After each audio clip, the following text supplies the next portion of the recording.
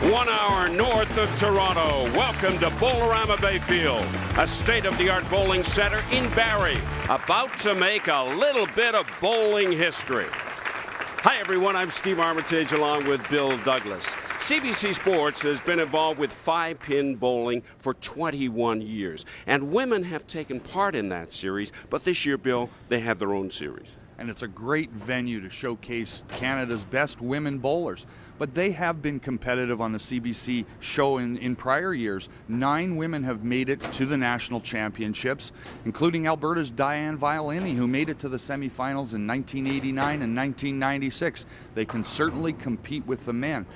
Different than 10-pin, it's not a power and strength game. It's all about accuracy and control, and the women have proved they have those qualities. We have an excellent field for this first series. Bill rated for us. Well, it is. It's a really strong field, and if we rated it on national experience, you have to pick Sandi Anderson from Manitoba, Lynn Allard from Quebec, or Brenda Pankoff from Southern Ontario. 3 ladies with a wealth of national experience. And let's take a look at the bowlers in our first match. Manitoba's Sandi Anderson is the most experienced in the field with over 30 appearances in national championships. She won C5 double gold in 1991. Jeannette Stevenson of North Bay is a 22-year-old former YBC Canadian champion with a 410 single and a 1070 triple to her credit. And the second match.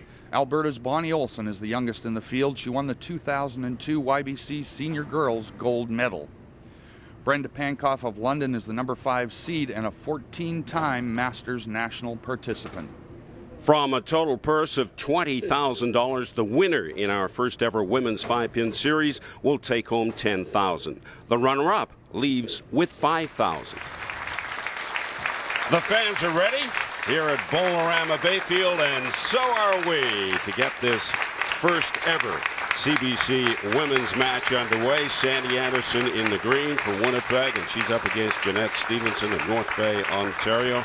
Anderson, the 42-year-old, the number 1 seed in our event, will lead things off. League high average last season of .259. She has a high game to her credit of .420. Starting on the left lane.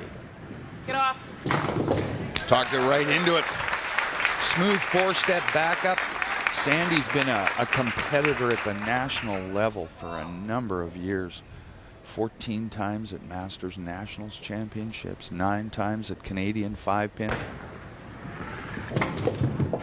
Jeannette Stevenson, the 22-year-old, the number 8 seed, going to work. She starts on lane 10 here at Bowlerama Bayfield. Former YBC gold medalist from 1992. Good cleanup on that spare on the inside half of the 5-3-2. We told you they were very good bowlers, and they have not disappointed with the first 2 balls thrown. A big cross lane shot there. 3-step back up, and a little different than most of the players. She starts on the far right-hand side, throws it over 3rd arrow, plays the big angle, and waits for the ball to back up into the pocket. Stevenson with a spare strike. Sandi Anderson trying to double with her first ball in the second frame. Get up. More down the middle of the lane for Sandi. She's looking at center arrow, and she just missed that one a little bit left, and the ball never backed up to the pocket. She'll try and shoot that left-hand pocket with the backup. Gets her best action in there.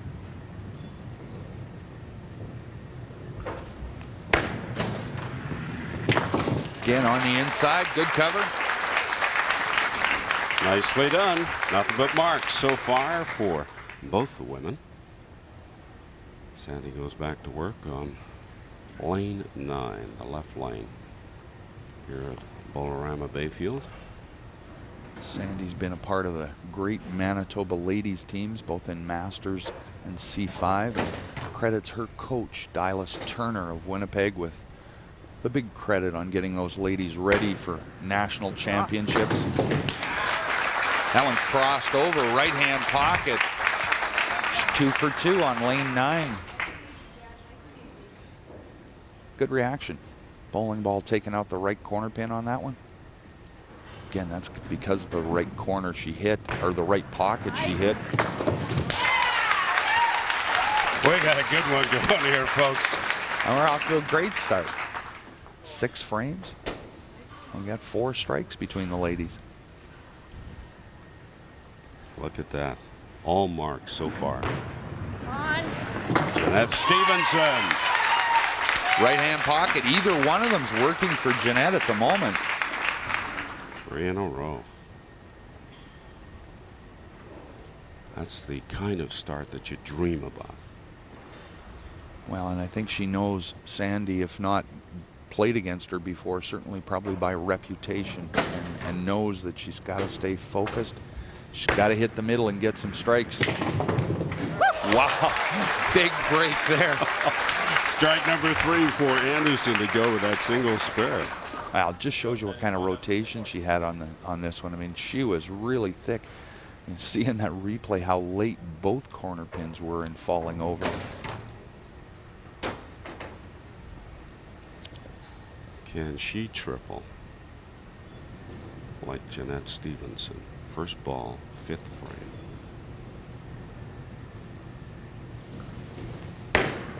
Come on.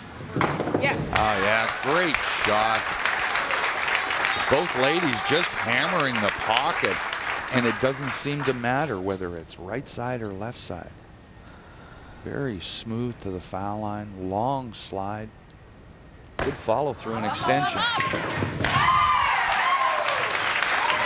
Shot for shot, strike for strike from Anderson and Stevenson. You can see the big angle that Jeannette Stevenson plays, but great reaction that time. Boy, you don't want to flinch. Flinch or blink. Boy, they're quick on the approach, smooth to the foul line, and they're getting great reaction. That's 5 in a row for Stevenson. Of course, all the scores that they post will be historic because this is the first ever match in the first ever CBC Women's Series.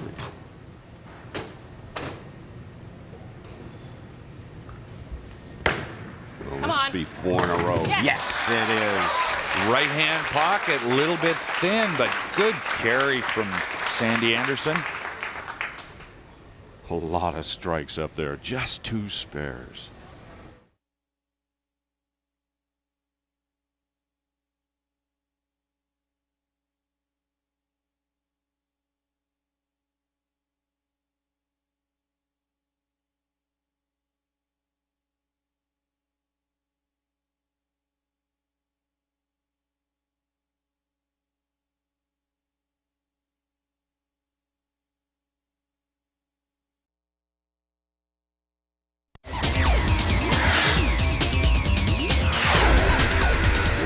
Sandi Anderson has bowled very well.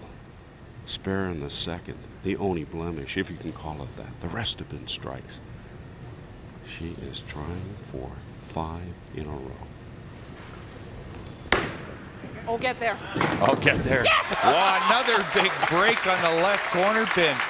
She was worried about it getting to the pocket, but it got there in great shape, and she gets a little bit of a break on it. Outstanding. Late falling corner pin. 6 in a row. There's just no let up in either of these two ladies. Strikes, strikes, and more strikes from Anderson and Stevenson. Jeannette Stevenson, can she keep the string going? She does. This is amazing stuff. Left hand pocket thin that time, but it doesn't seem to matter. Both of these ladies are hitting the middle, and they're carrying everything. Now can Sandi Anderson once again respond with yet another strike?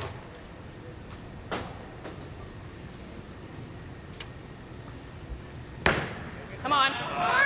She's done it. Unbelievable.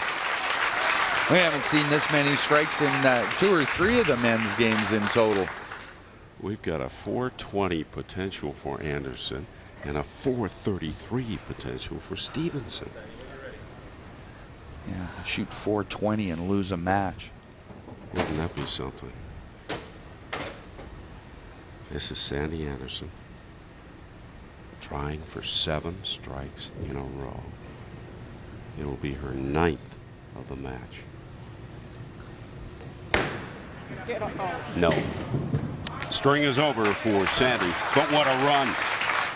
She missed that right from the start when this one left her hand. Now she's got to work hard and get back, make this spare.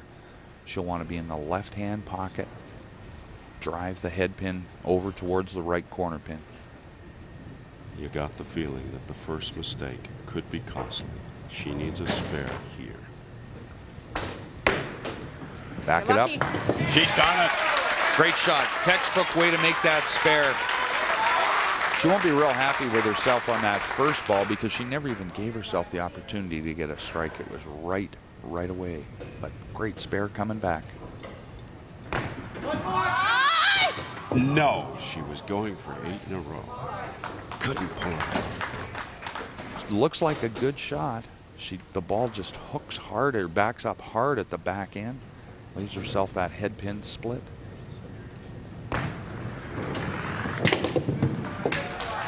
Gets full value for the count. Couldn't come up with a spare. It would have been a tough one to convert.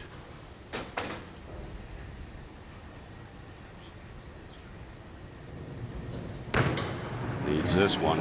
She's got it. Swings up well, picks up 15, and sits down with a total of 336 as she gets set to work in the 10th. We may have seen the break, the difference in this match. Jeannette with a possible 381 if she gets 3 in a row here in the 10th frame. No, missed that one. That's when you punch a head pin or get a head pin split. You have a tendency to come back and force the ball a little bit. There's her cheering section. The Stevenson family clan. And boy, they've had a lot to cheer about.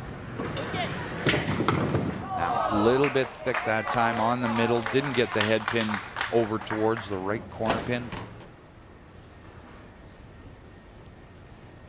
Well, she started with a spare, then it was all strikes through to the 9th. When she had that split, needs to count this, and she doesn't. So she'll put 13 on the board with her final ball in the 10th frame and will sit down with a very strong 349 total. And now Sandi Anderson needs to count 32 to win and move on to the next round. Anything spareable will do it for her. Jeannette cannot watch. 2 mistakes, 9th and 10th frame. Could cost her here. Come on. Get there. Whoa, big break on that one. Almost looked like she was trying to play it wide. There's Jim, Sandi's husband. Not biting his nails quite yet. Must have this spare to win the match. Big ball right here. Take a deep breath. Relax. Do what you've done so well throughout this opening match, and that right corner pin will drop. Easy for me to say, isn't it? Mm-hmm. Move, move, move. Oh, yes! She knew she'd missed it a little bit, and she was just waiting for it to back up. You could hear her move, move. Look at it. And right at the back end of the lane. Took all 60 feet of the lane for that one to make the spare. Now you can breathe just a little easier because, Sandi, you are going through to the next round. You have beaten a very tough opponent. She needs 5 on this ball to win the match, and that's enough. I had faith. I knew she'd do it. And she sits down with a 351 total. Compare that to Stevenson's 349. This was great bowling. Outstanding from the very beginning. They put on a show. And it'll be Sandi Anderson of Winnipeg going through. She defeats Jeannette Stevenson, 351, 349.